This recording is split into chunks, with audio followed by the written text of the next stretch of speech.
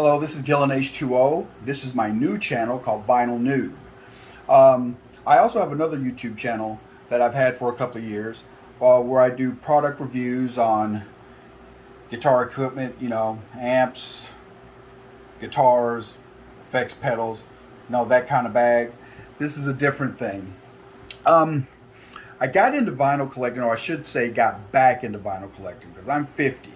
So I was around when vinyl was, the format. But I originally got back into vinyl collecting last year around about March when the pandemic jumped off. Um, Long story short, or maybe long story long, we'll see. Um, we had moved into this house, and the previous owners had left a stereo here. We were here for about a year, and I finally decided, hey, I'm going to check it out and just see if it works. And I plugged it up, and when I say see it works, I was really thinking it probably wasn't going to. It was like an old, cheaper bookshelf system from the 80s. But when I plugged it up, to my surprise, it worked. It had a turntable on it. So I was like, well, I wonder if the turntable works. I ran out to, there's probably like Walmart. It was either Walmart or Best Buy. Not sure which one. But I ran out there. I bought a copy of Pink Floyd, Dark Side of the Moon. Came back, put it on, and it worked. So at that point, I was like, well, I've got nothing else that I can do. Everything's shut down. Can't go anywhere. Can't do anything. But I can order vinyls online. So I started collecting vinyl records. And that's pretty much how the sickness got started. Now, that bookshelf system is long gone. Obviously, you have to upgrade if you're going to decide to stay in the cultures, and I did. Um, as I was collecting, I was trying to decide when am I going to launch the new page, because I knew pretty early on I wanted to launch a new page dedicated to my new hobby of vinyl collecting, but I couldn't figure out what was a good time to. I knew I couldn't launch it immediately. I had like 4 records. That would have been stupid. So I thought, 20 doesn't seem to be enough, 50 doesn't seem to be enough. So I said, you know what? I'll launch at the 200 album mark. When I hit 200 albums, I'll launch my page. The reason being is I feel 200 gets me invested enough in the culture to solidify what I'm doing. But there's still room to grow, so I can bring whoever's interested along with me. Um, Now, don't get me wrong. I'm totally aware that 200 records is no huge collection. So I don't want you thinking that this, this guy thinks he's got 200 records. He's got a bunch of records. Hey, look, I am all over the YouTube vinyl collectors online, and so I see these crazy collections everybody has, and that's what I want my collection to look like someday. But I'm taking my time because I want my collection to be all quality records. I don't want a bunch of filler. I don't want a whole bunch of records that I wouldn't really listen to just so I can pad how many cubicles that I have filled with albums. So everything that I have is stuff that I really want. These are albums that I actually literally searched out or special ordered. And some of them I found by chance. I'm not gonna lie. I do like to go dig through bins. But anyway, this what this page is going to be dedicated to. It's going to just be dedicated to my journey, some of the albums that I really like that I bought, some of the things that I learned along the way while I'm doing it. I guess, and this video isn't going to be very long. It's not going to be have a whole lot of content, because basically this is just a video of me saying, hey, this is what I'm getting ready to do. If you're interested, tune in. I guarantee you it's gonna be some interesting, cool stuff. I promise that. The first thing I want to do, though, is, since the whole premise of starting this thing was waiting till I hit 200 records. I said, well, why don't I show the haul, my last major purchase or haul, that put me over my 200 limit. Now, I will tell you this. Everything that I'm about to show you, these were all deliberately ordered albums. I ordered them all online. Wait a minute, did I order them all online? Let me check. Yeah, all these came online. Now, all my records don't come from online, so I don't want you to think I'm one of these guys that just buys records online. I have a record store that I'm pretty faithful to. I really like this record store. I go there for pretty much everything that I get. 95% of the records that I own came from that record store. But when they don't have something or they have difficulty ordering or finding something, then of course I turn to the usual suspects. I turn to eBay, Amazon, and Discogs, which technically I haven't ordered anything from Discogs yet, but that is coming. So let me go ahead and cue this up and I'll show you what we have. Now, also will tell you this.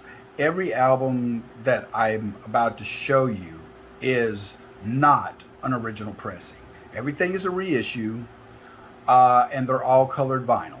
Now, I'm not really one of those guys that's like really into the colored vinyl thing. Like, a lot of my albums are colored vinyl, but a lot of them are colored vinyl just because that was what was available to me when I went to go get a copy of the album.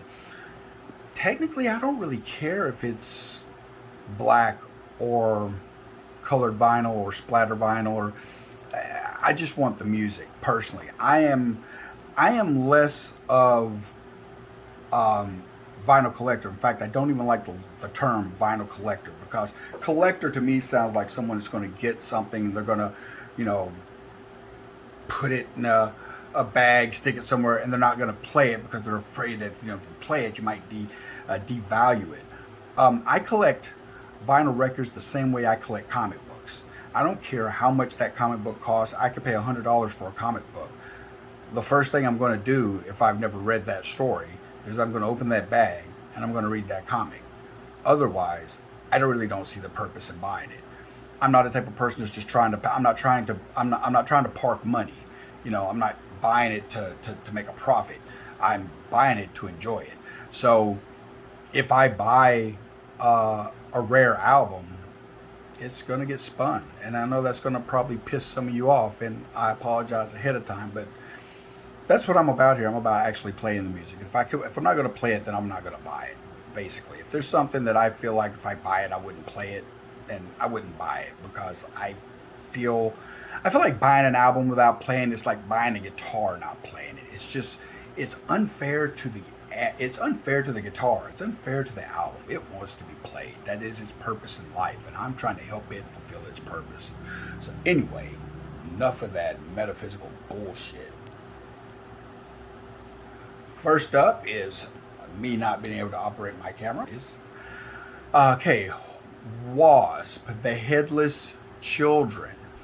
I'm a huge w.a.s.p fan, first and foremost. When everybody else was listening to, Van Halen and Motley Crue, I was listening to Ozzy Osbourne and w.a.s.p and Danzig and things of that nature, because that's just who I am. But w.a.s.p is a band that I've always really been a huge fan of. I've seen them live a couple of times. And a lot of these records coming up are going to be from that band, unfortunately. And the next one was w.a.s.p, The Last Command. Trying to think.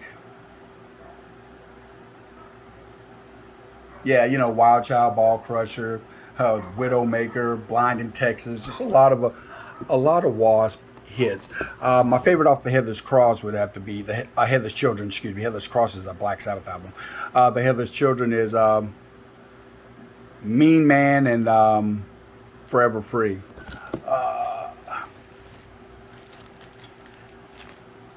This was for a long time my favorite w.a.s.p album. Inside the Electric Circus.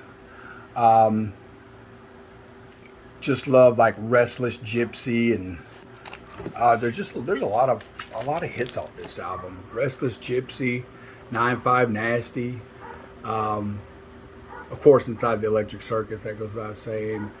Uh, King of Sodom and Gomorrah. Just it was like just a killer album.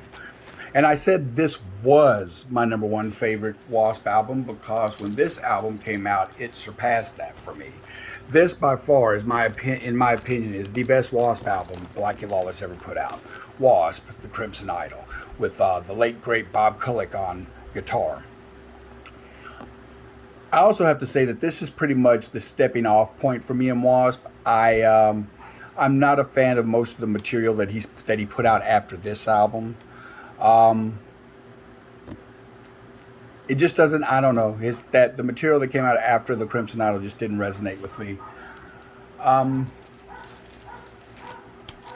the next in that haul was their debut album.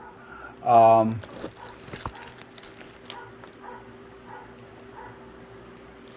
Dang, you can't read them. Oh yeah, this is the one. It's got I Want to Be Somebody, Love Machine, The Flame, On Your Knees, Sleeping in the Fire. Once again, another album with a lot of their famous songs are on that one. What is this? And this is the 12-inch single that got me started listening to W.a.s.P. Animal, Blank Like a Beast. When I heard this album in high school, I rushed out at that point and bought every W.a.s.P. album that was out at that time, which would have brought me all the way up to Inside the Electric Circus, 'cause that was the new album that was out that year. And that's it for for my W.a.s.P. section of what I hauled in. Now this is special to me. This is Vandenplas, The God Thing. Vandenplas is a German prog metal band. And they are absolutely amazing.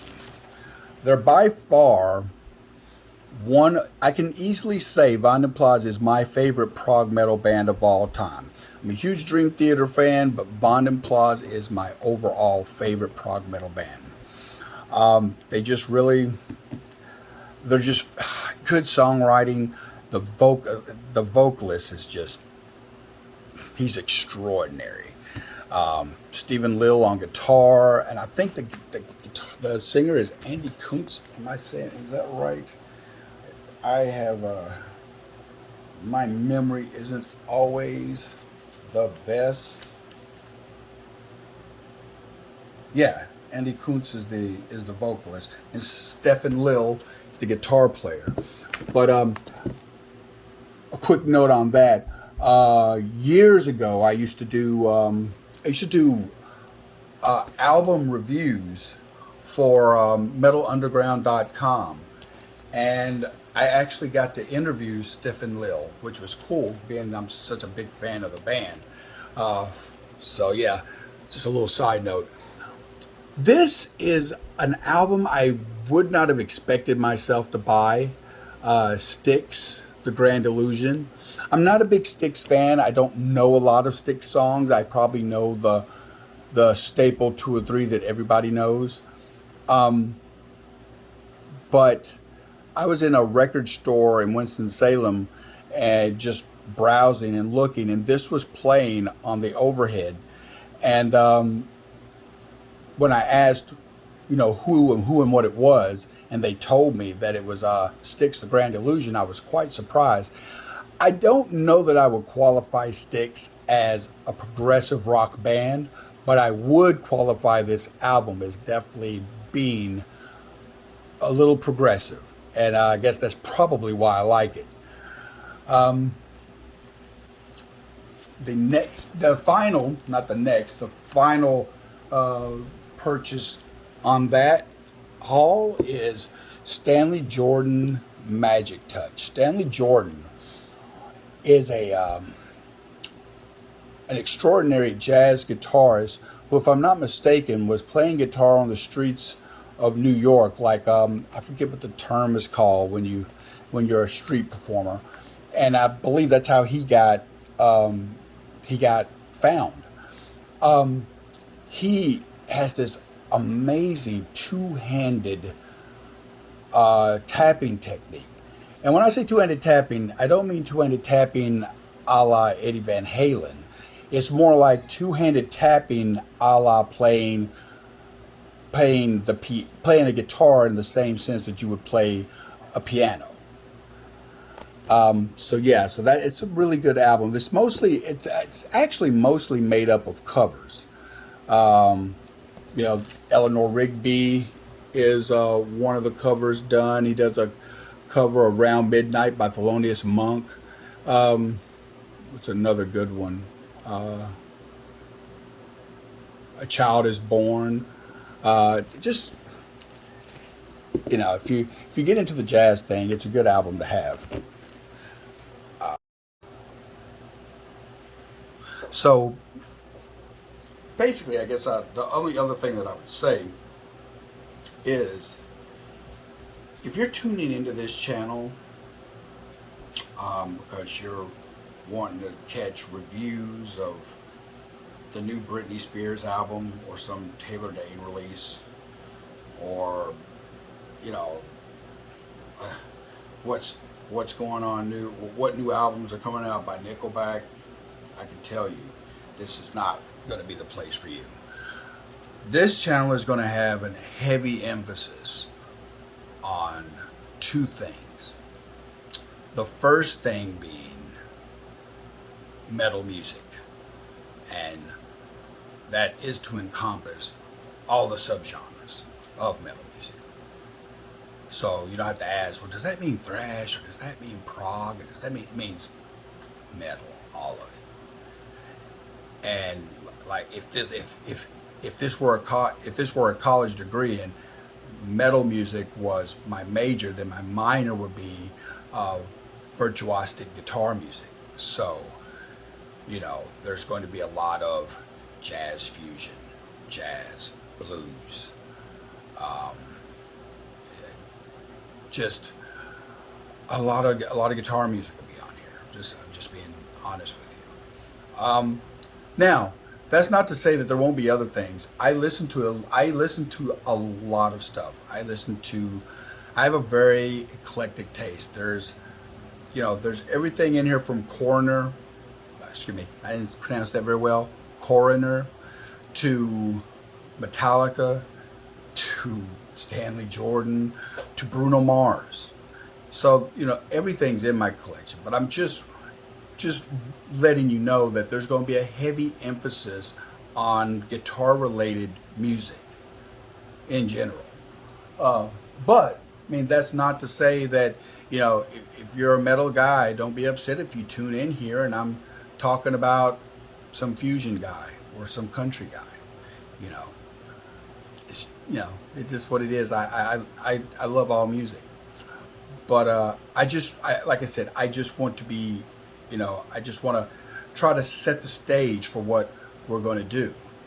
And as far as my other channel goes, we're getting ready to get that back in full swing. You look over my corner, if you've ever been on my music page, you'll notice that there are a lot of different characters back there, and reviews are coming for all that very soon. So anyway, I'm Gillen H2O. This is my new channel, Vinyl Noob. I hope to see you back here, and always remember, keep the music loud and the critics silent. Universal Space Jam.